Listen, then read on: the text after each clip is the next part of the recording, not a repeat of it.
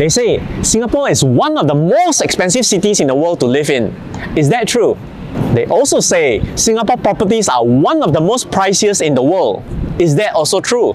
And apparently, owning a car in Singapore is only for the rich. Is that true too?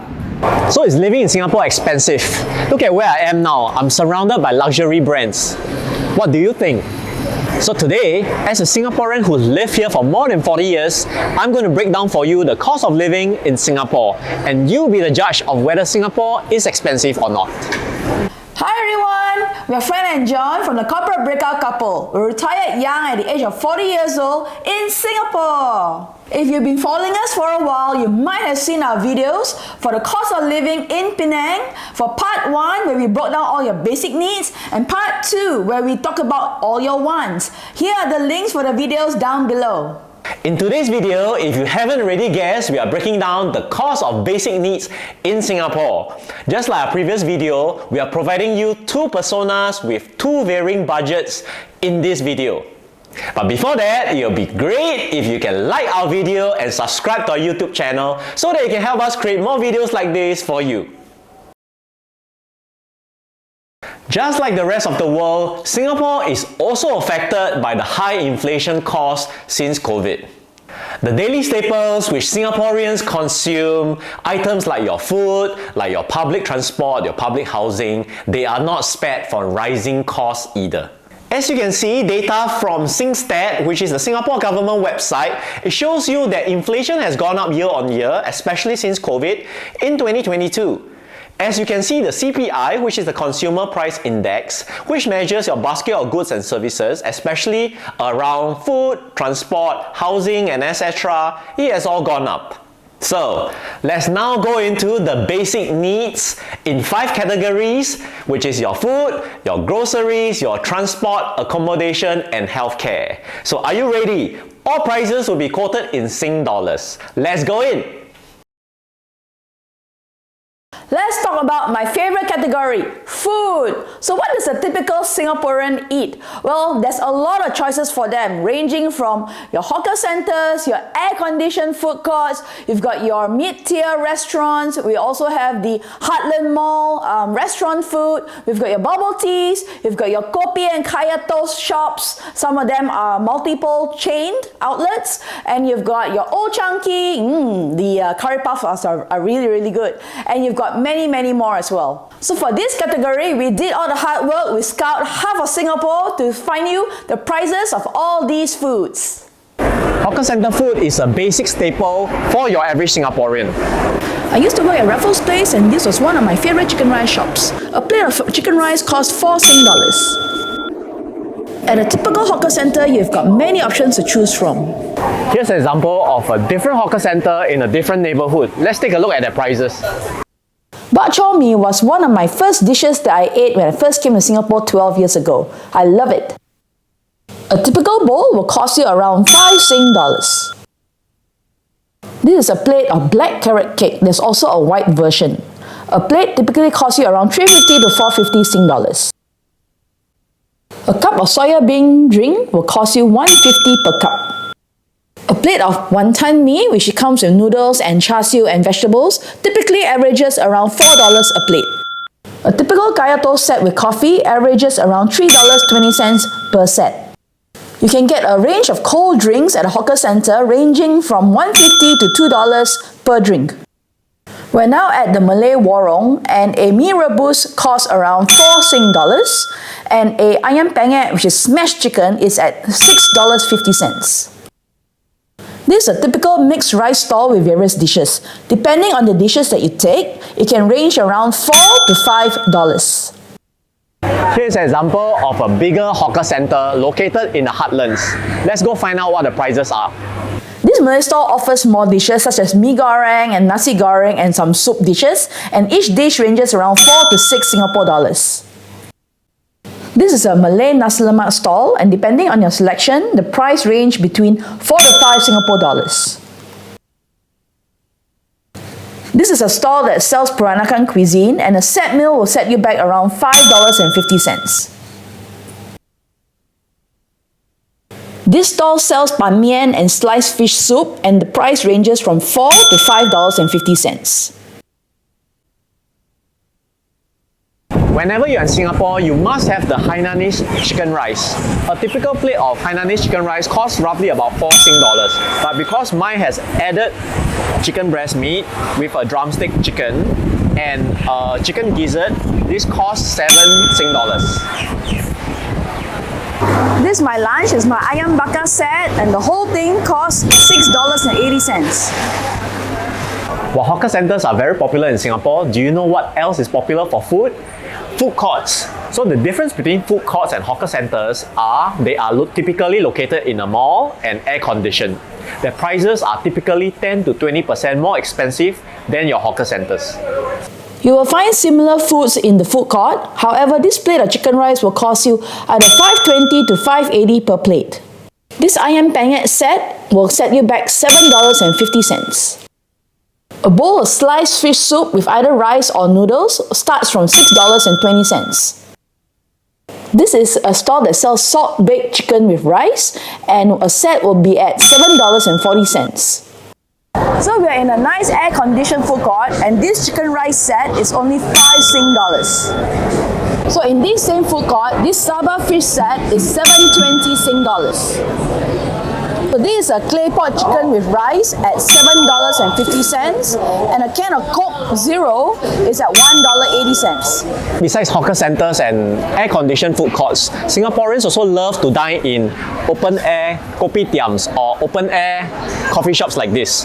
So typically in the evening, a family will come down and dine in one of the shops that is like a mini restaurants where you can order your protein dishes, your vegetable dishes, and even seafood. And typically per head, that will cost you between 20 to 30 Sing dollars. Singaporeans love their hot pot, and in this neighborhood, this hot pot buffet comes at $30 per pax. Welcome to Jollibee. It is one of our favorite fast food restaurants in Singapore. An average set meal at Jollibee will cost around 8 to 10 Singapore dollars. Let's go to McDonald's. Let's see how much a Big Mac meal will cost. So a meal will cost $8.65. Kaya and toast is a popular cuisine for Singaporeans, and they love having it for breakfast or tea.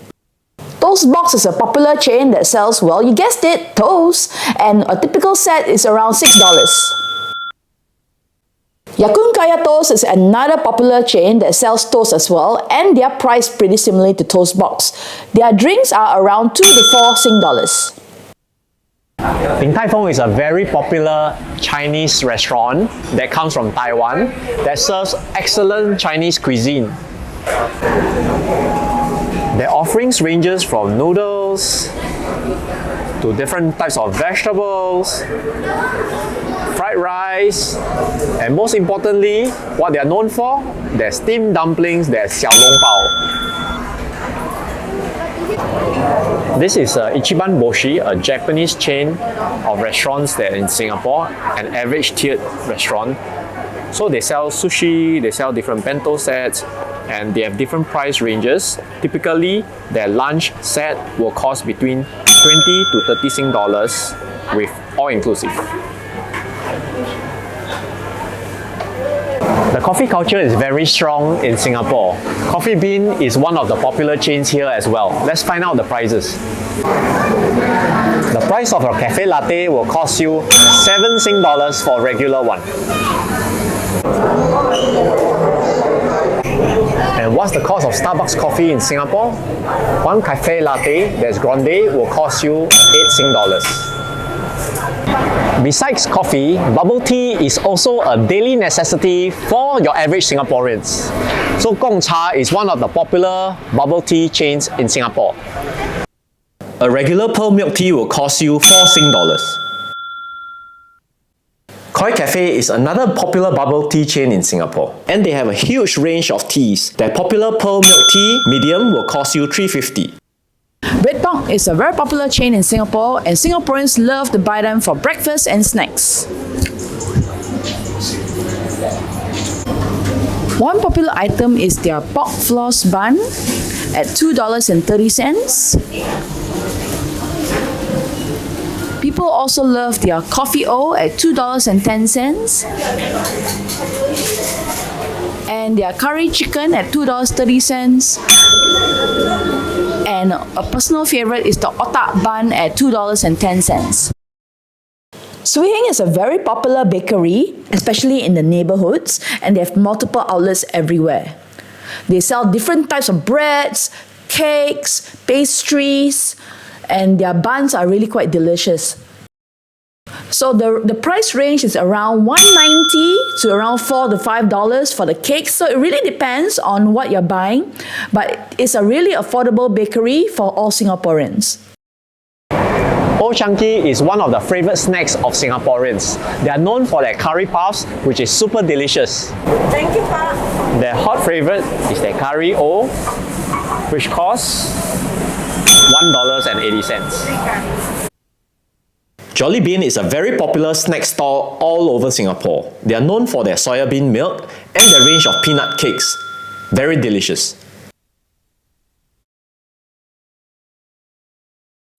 I really love shopping for groceries in Singapore, especially in NTUC FairPrice, because everything's well stocked, brightly lit, and the air condition's really cold. I love it. We also have the wet markets, and as you know, John and I, we were hawkers, so we are very familiar with the different types of wet markets in Singapore, and we will take you to some of them. This is a wet market in Singapore where locals go to buy fresh produce. You can find a wet market in most heartlands within Singapore. So the different produce, you are looking at meat, seafood, fresh vegetables, and all other types of food for your daily consumption.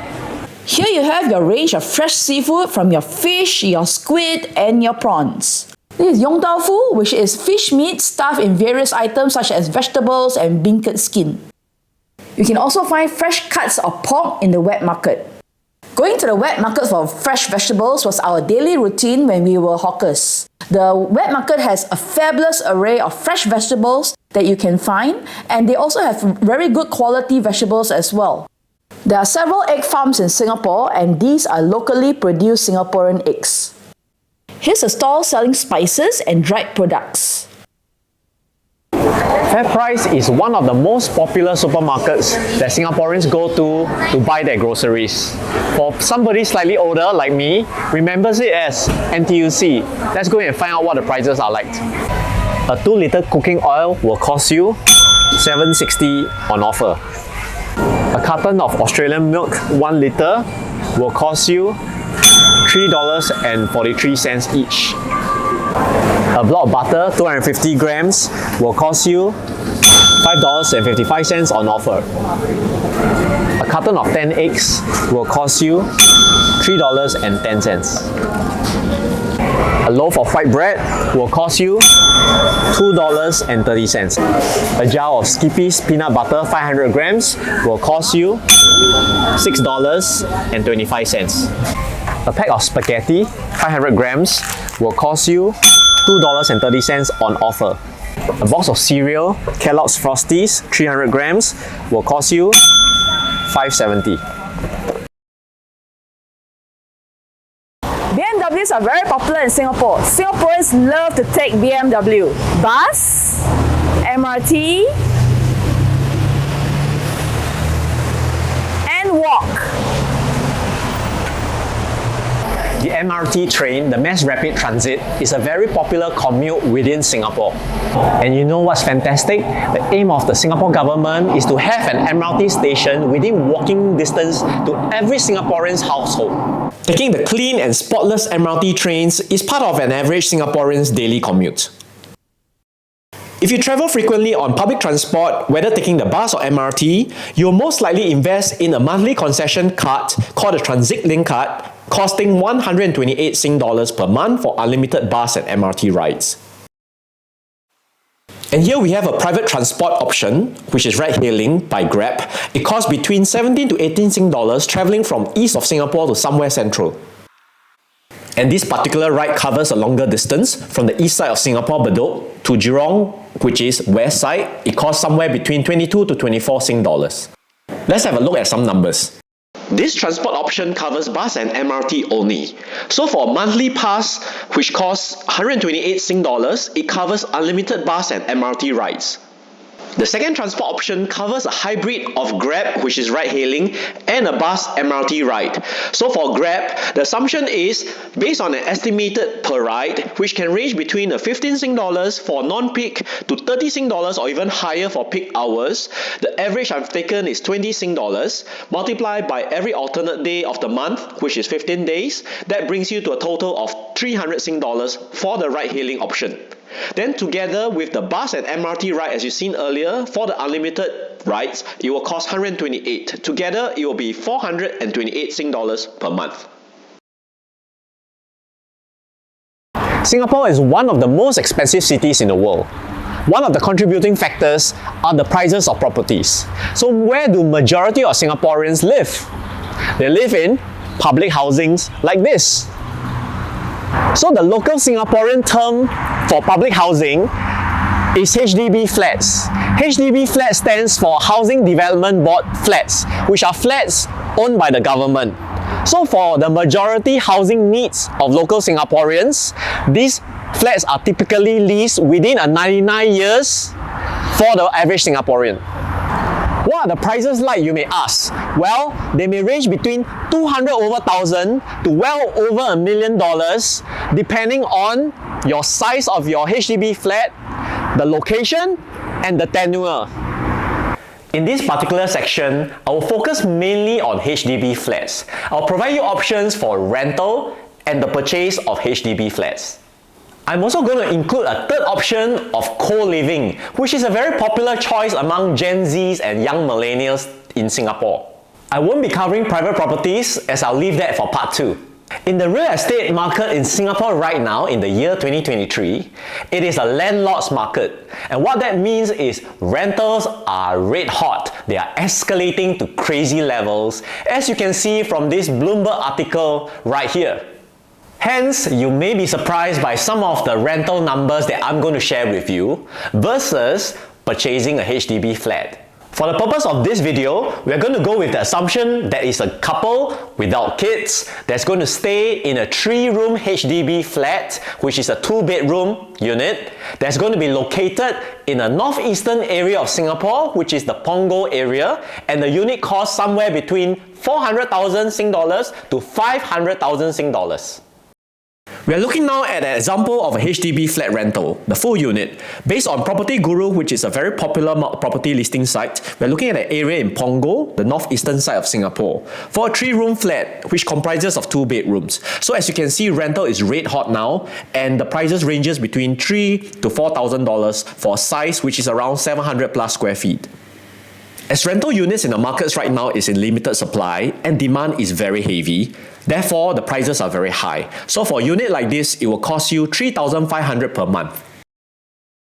Therefore, another cheaper rental option is co-living, which is popular among the younger Singaporeans these days. So instead of renting the entire unit, you're renting a bedroom or a bedroom with bathroom with shared facilities for your kitchen and your living room and others.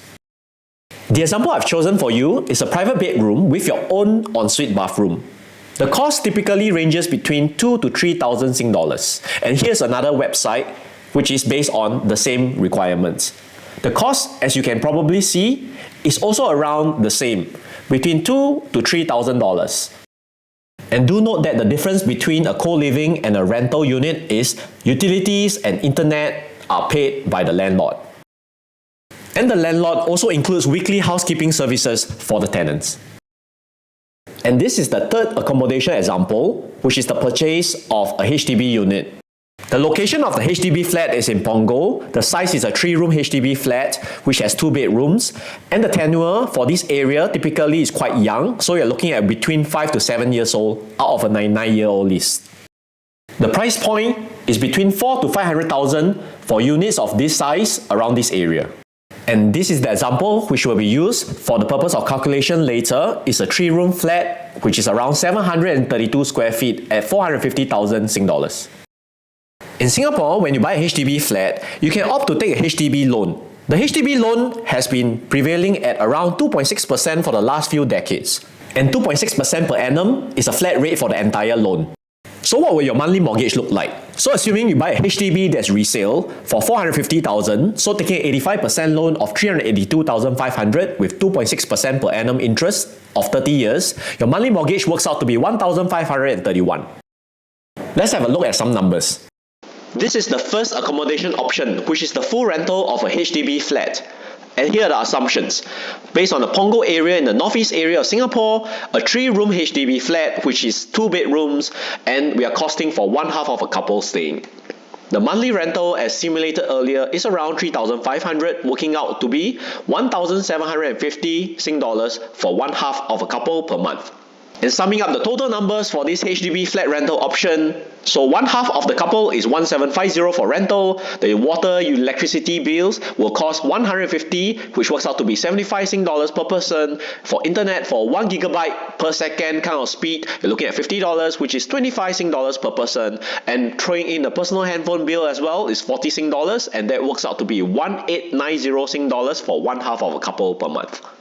For the second accommodation option, which is the co-living rental option, now this is a cheaper option than renting the entire HDB unit, because usually for co-living, people are only renting either a room or a private room with an ensuite bathroom. So the assumption I'm putting here is in a central area, a private room with an ensuite bathroom, which is your own bathroom, and I'm costing again for one half of the couple. And the monthly rental typically will be around 2,004, which works out to be 1,002 for one half of a couple per month. And summing up for this second option, the monthly rental is 1,002 for one half of a couple, the household utilities is covered, the internet is covered, and the personal handphone is around 40 Sing dollars. This works out to be 1,240 per half of a couple for this option. The third accommodation option is the purchase of a HDB flat. Now, there are many ways to buy a HDB. You can buy it straight from the government based on a build to order, which you order in advance, or you can go through the secondary resale market. In this option I'm showing you is based on the resale market. So the assumptions is based on the Punggol area, which is a northeast area of Singapore, a 3-room HDB flat, which is 2 bedrooms, one half of a couple staying, based on an 85% loan, the maximum loan you can take for HDB, a HDB loan which gives you 2.6% interest per annum and a 30 years tenure. The price of the HDB I'm simulating is based on 450,000 Sing dollars. The mortgage loan is estimated an amount of 1,530 Sing dollars, and the property tax, which is typically 4% of the annual value, working out to be 960 per year and $80 per month. So your monthly servicing is 805 Sing dollars per month for one half of a couple. Let's consolidate the numbers for this third option. So for the total expenses for mortgage loan for one half is 765 Sing dollars, property tax is 40 Sing dollars per half, electricity and water bill 90 Sing dollars per half, conservancy charges, which is kind of like your maintenance, is 25 Sing dollars per half, internet is 25 Sing dollars per half, and your personal handphone bill, which I'm putting it here, is 60 Sing dollars, which works out to be 1,005 Sing dollars for one half of the couple per month. Now note these numbers because this is the option that I'm going to use for the two personas later. The real estate market has been really strong for Singapore for the last few decades. As you can see, the prices in Singapore has been increasing year on year, non-stop, with a lot of interest from foreign buyers, with a lot of local support as well. Whether it's the public housing or your private properties, they have all been pushed up.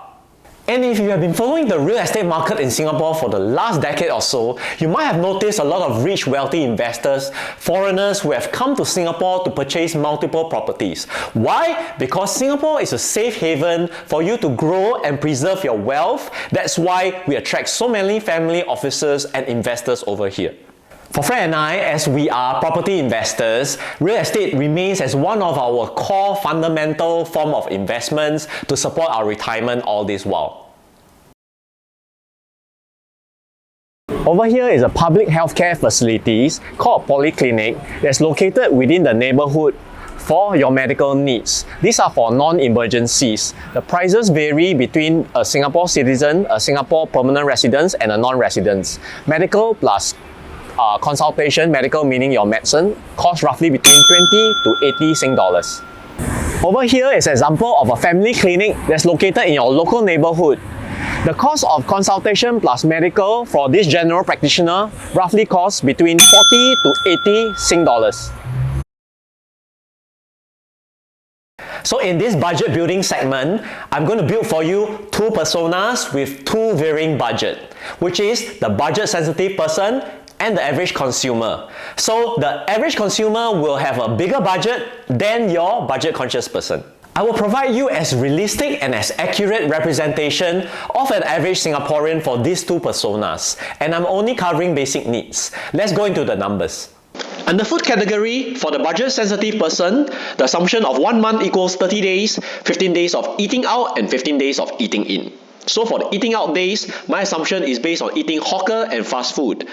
And this budget sensitive person will be eating out 1 meal a week, which works out to be 4 meals a month in the neighborhood restaurants like your Zi Cha or your heartland malls. Of course, in terms of the eating out days, it's spread across the entire month. But let's say you have 15 days of eating out, what will the numbers look like? So for 3 meals out in a fast food or hawker stalls, the breakfast is simulated at 5 Sing dollars, the lunch is simulated at 6 Sing dollars, and dinner at 7 Sing dollars. And I'm going to put in an additional kopi, which is your hawker center coffee, at 2 Sing dollars, working out to be 20 Sing dollars per day for an eating out day. And summing up the numbers for this budget sensitive person under the food category, 15 days of eating out, we're looking at 20 Sing dollars times 15 days, 300 Sing dollars, 15 days of eating in. Let's look at the savings of between 20 to 30%, which is an average of 25% savings. So when you multiply that, you'll get 225 Sing dollars. And for the 4 meals a month, either in heartland malls or neighborhood restaurants, per person is roughly around 25 Sing dollars times 4 is 100 Sing dollars. That brings you to a consolidated total of 625 Sing dollars for the food category. Under the groceries category, for the budget sensitive person, I'm using a very similar template to my previous video. You might find this familiar. So I'm looking at basic necessities for household items. You're looking at like your washing detergent, your cleaning fluids, your toilet paper, etc. Your personal items like your shampoo, tissue paper and all that. And remember, this doesn't include the food groceries, which has been already costed in. So my assumption is based on 60 Sing dollars per half of a couple. For the transport category, for the budget sensitive person, we're costing 128 Sing dollars for the bus and MRT only option. Well, actually this is quite common for a lot of Singaporeans who are cost conscious. For accommodation, remember I was going to use the option of the flat purchase. Now I tweaked some of the numbers for the household utilities and the internet and the personal handphone. Other than that, it is broadly the same. So this works out to be 965 Sing dollars per half of a couple. For the healthcare category, which is a very important number to budget in, for insurance, if you're looking for a basic health insurance coverage which covers life and critical illnesses with a basic hospitalization plan, now in Singapore, the Singapore government mandates that you must have a MediShield Life which covers your large medical bills. So the simulation I'm putting in typically is around 3 to 10% of a person's gross pay. I'm simulating 5%, which is 250 Sing dollars of a 5,000 pay. And coming to medical bills, which sometimes might be covered by your company, but the average cost, if you go to a polyclinic, is around 30 Sing dollars per visit for your medicine and your consultation. If you go to a doctor's visit, hopefully not 4 times a year, 120 Sing dollars per year. And a dental visit for general cleaning, simulated at around 80 Sing dollars per visit for a very affordable dental option, working out to be 160 Sing dollars per year. And that brings you to a 24 Sing dollars per month. And your total medical bill, your total expense for your insurance and medical will bring you to 274 Sing dollars per month. Compiling all the numbers for all basic needs for this budget sensitive person, for food category 625 Sing dollars, for grocery 60 Sing dollars, for transport which is the bus and MRT option only 128 Sing dollars, accommodation owning a 3-room HDB flat in Punggol area 965 Sing dollars, for your medical bills 274, working out to be a total of 2,052 Sing dollars per month, which is USD 1543. Coming to the food category for the average consumer, and this person spends more than the budget sensitive person, so 13 days of eating out, hawker and fast food, 13 days of eating at home, and I'm catering 12 meals, which is around 4 days of eating out at neighborhood restaurants, heartland malls, and even cafes, which I will cover a lot more extensively in my next video. And here's the cost simulation. So for the 13 days of eating out, I'm looking at 3 meals at hawker stalls and fast food, catering more than the budget sensitive person, $6 for breakfast, $8 for lunch, and $10 for dinner, and even a specialty coffee or bubble tea at 7 Sing dollars per day, and looking at 31 Sing dollars per day for these 13 days of eating out. And the total expense for the average consumer for food, For 13 days of eating out, 31 Sing dollars times 13, which is 403 Sing dollars. The 13 days of eating at home, based on more expensive ingredients, which means there's less savings. So we're looking at a 20% savings, which works out to be 322 Sing dollars per month. And the 4 days of eating out, which are 12 meals for neighborhood restaurants, heartland malls and cafes, my simulation is 30 Sing dollars for each of the meals. This works out to be 360 Sing dollars. And the total amount is 1,085 Sing dollars per month. Under the groceries category for the average consumer, the assumption that this person spends more than the budget-sensitive person. For everything else that remains the same, it is 80 Sing dollars per month for one half of a couple. For the transport category for the average consumer, I'm using the hybrid option of the Grab plus bus plus MRT. That works out to be 428 Sing dollars per month. For accommodation, for the average consumer, similar to the budget-sensitive one, we're using the 3-room HDB flat in Punggol. The difference is the household utilities, the internet and the personal handphone is slightly more. That works out to be a total of 1,005 Sing dollars per half of a couple per month. For the healthcare category under insurance, for the average consumer, it's assumed that this person spends more. So 350 Sing dollars is the simulation used. For the medical, also slightly more, which is 40 Sing dollars per doctor's visit.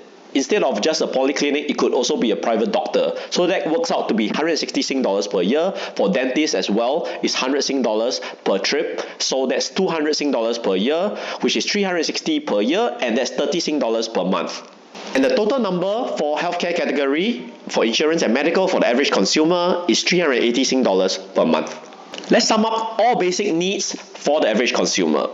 So for food, it's 1,085 Sing dollars. For groceries, it's 80 Sing dollars. For transport, which is a hybrid option, 428 Sing dollars. For accommodation, which is owning a 3-room HDB in Punggol, 1,005 Sing dollars. For medical, it's 380 Sing dollars. That brings you to a consolidated total of 2,978 Sing dollars, which is a US dollars 2,239. So in essence, I've presented to you two budgets, which is the average consumer, which is higher, closer to 3,000 Sing dollars, and to the budget sensitive person, which is lower, which is around 2,000 Sing dollars. I'd like to cover on CPF, which is the Central Provident Fund, which is owned by the Statutory Board of Singapore. Basically, it's a compulsory comprehensive savings and pension plan for your working Singaporeans and permanent residents to fund your retirement, healthcare, education and housing needs in Singapore. And I'm sure each country has their own governing way of managing their citizens' savings and their pensions, like for their retirement and healthcare or education. For example, the US have their Roth IRA, their 401k, the Australians, they have their superannuation, and the Malaysians, they have their EPFs. For Singapore citizen or permanent resident who's an employee, the employer contributes some CPF too. Therefore, do note that for Singapore citizen and PR, it's common for them to use their CPF to service their monthly mortgage loan. Are you surprised? Certain things in Singapore might not be as expensive as you might think. Items like food from the hawker centers, items like public transport, is actually pretty affordable in respect to the average earning capacity that the Singaporean has. In fact, the purchasing power of the average Singaporean is actually strong relative to the rest of the world. That means for imported goods into Singapore, Singaporeans can actually afford a number of these items without breaking the bank. I'm very grateful that for a Singaporean who has lived in Singapore for more than 40 years, I've witnessed the growth and prosperity of my country, and I have enjoyed the cleanliness and the world-class infrastructure like the transport and offerings like education, and not disregarding the safety and the racial harmony that my country has to offer. And I would like to attribute this to the government of Singapore, who has done a fantastic job, and the collective effort of fellow Singaporeans who have all come together towards the progress of Singapore. In our future video, I will cover wants, which are your non-essentials. As you know, Singapore is one of the most expensive cities in the world, and certainly the wants contribute to the price tag of that. I'm talking about items like cars, which has a 10 years expiration date with exorbitant prices relative to the rest of the world. High petrol prices, million-dollar apartments. I'm talking about restaurants. We'll be covering like shopping and many more. Do look out for the video, as I will also be compiling the complete budget for these two different personas for you. And if you have anything you'd like to ask us on the cost of living in Singapore, feel free to comment below. We really enjoyed making this video running all around Singapore. Please like this video and subscribe to our channel, and we'll see you guys soon. Bye!